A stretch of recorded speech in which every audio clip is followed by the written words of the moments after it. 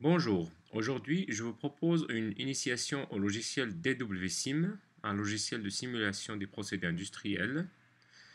Elle sera donc divisée en deux parties, une première qui concerne l'introduction des composants chimiques, l'introduction du modèle thermodynamique, le choix du système d'unité, et puis on va commencer par un premier exemple de simulation d'un procédé de séparation vapeur-liquide.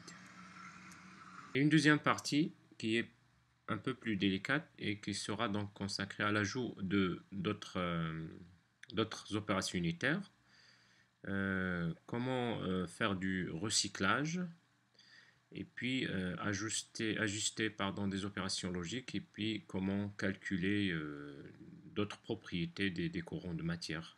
Vous lancez le logiciel, puis cliquez sur créer une nouvelle simulation.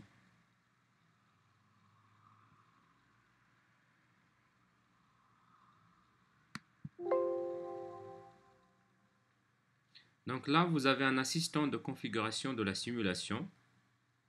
Donc vous cliquez sur Next et vous commencez à choisir les différents composants chimiques. Nous allons donc choisir le méthane. Donc on va plutôt préférer la base de données de DWSIM, puis éthane.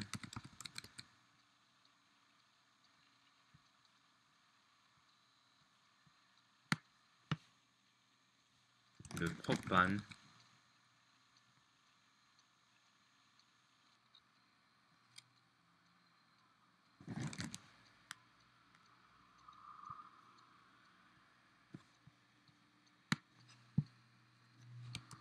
l'isobutane,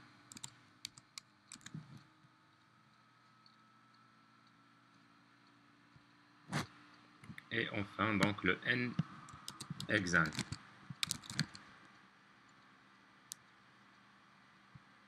Donc on a les 5 composants chimiques. Ensuite, donc, on clique sur Next et puis là, on est sur les algorithmes Flash. Donc, ça dépend de votre système. Si vous avez des instabilités dans la phase liquide, s'il y a des composants non miscibles, donc ça dépend de plusieurs choses. Si vous avez par exemple une phase solide, des systèmes complexes, vous pouvez choisir par exemple des algorithmes de minimisation de Gibbs, etc. Donc, si vous voulez apprendre plus à propos de ces algorithmes Flash, vous pouvez cliquer sur ce lien.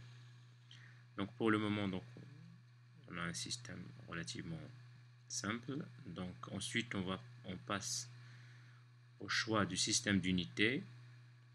Donc on va plutôt, donc on a plusieurs choix, donc système international, le système anglais et le système CGS. Donc nous plutôt on va travailler avec un système CGS et puis on clique sur Finish.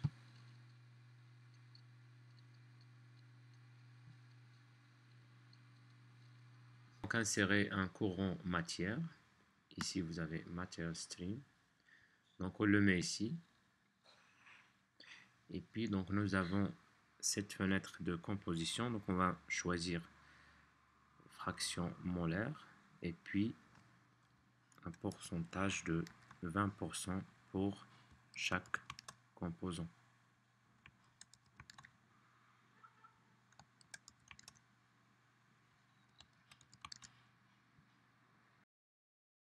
Une fois vous avez mis donc tous les pourcentages des fractions molaires, donc vous pouvez cliquer sur appliquer puis close. Donc là vous avez donc votre courant matière. Vous pouvez insérer la température que vous souhaitez. Donc ici on va mettre 36. Et puis pour la pression, on va mettre 2 atmosphères. Et puis le débit, il est de 10 000.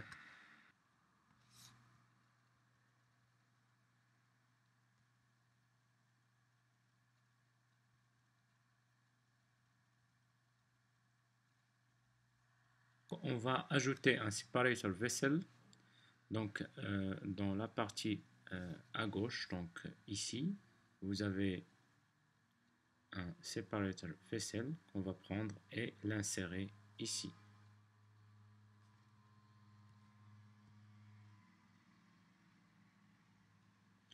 Ensuite, on va passer aux connexions. Donc là, les connexions, vous avez inlet stream 1 ici. Donc on va plutôt le relier au courant de matière qu'on a fait tout à l'heure.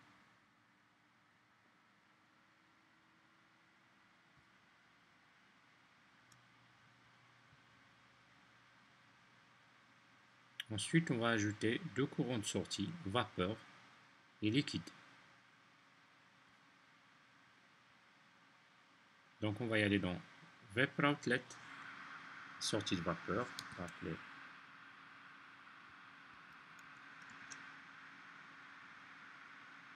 et puis la sortie liquide.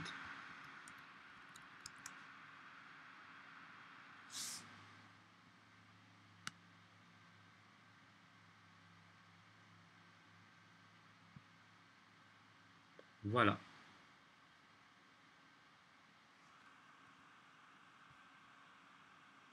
Nous allons utiliser ensuite une pompe pour augmenter la pression du liquide de 10 atmosphères.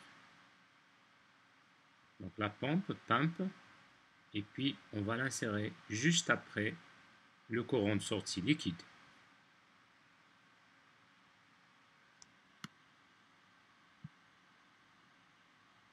Pour l'entrée, c'est l'entrée donc de la sortie liquide.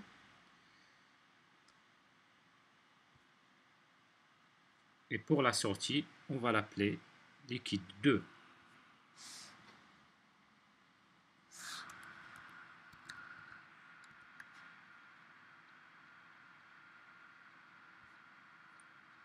Ensuite, on va ajouter un courant d'énergie. Donc la pompe et le compresseur exigent un courant d'énergie pour stocker la quantité d'énergie nécessaire pour augmenter la pression du fluide. On va l'appeler Pump Power.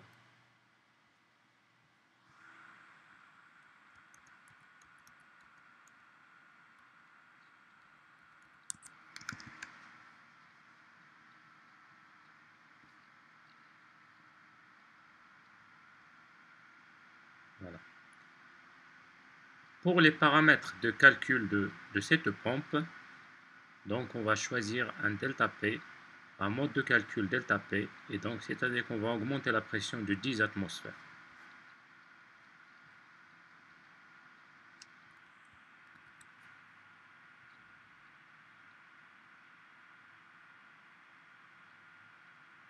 Voilà, donc nous avons commencé avec une pression de 2 atmosphères, donc là on a 12 atmosphères. Nous avons donc ici un aperçu des résultats. Et on peut même voir ici dans la composition molaire qu'on a à peu près 85% du N-hexane dans ce courant liquide 2. Donc voilà la fin de cette première partie de ce tutoriel.